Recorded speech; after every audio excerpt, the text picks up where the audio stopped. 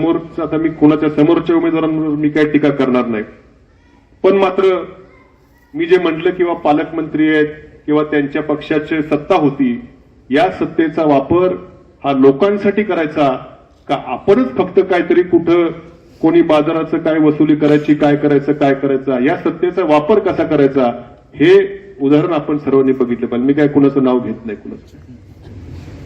आणि म्हणून हे एकदा मी आमदार होतो आणि आठवडे बाजारामध्ये बिचारे शेतकरी बसतात, त्यांना काहीतरी 20 रुपये पावती होती, काय आता आठवत नाही मला किती होतं काय होतं. मी मागच्या वर्षी आमदार व्हायचे निवडणुकीच्या 7-8 महिने आधी असेल, मी सहज बाजारातनं फिरलो, नगरपालिकेवर प्रशासक होता, मी शेतकऱ्याला विचारणार आहे किती पावती घेते नगरपालिका, ते म्हणले हे 40 रुपये.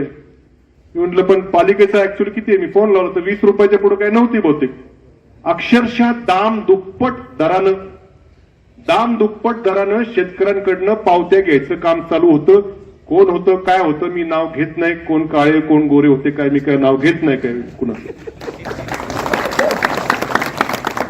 म्हणजे शेतकऱ्याला लुबाडण्याचं काम. मी फोनवर संध्याकाळी फिरत होतो, मी लगेच ते कोणतरी अधिकारी होते, मला नाव आठवत नाही, घट कांबळे होते, अजून काय कोणतरी आहे, त्यांना बोलवलं तिथं, म्हणलं लगेच या म्हणलं स्पॉटवर. त्या अधिकाऱ्यांच्या देखत मी 5-6 शेतकऱ्यांच्या पावत्या चेक केल्या. ते म्हणले एवढी पावतीच नाही आपल्याकडं.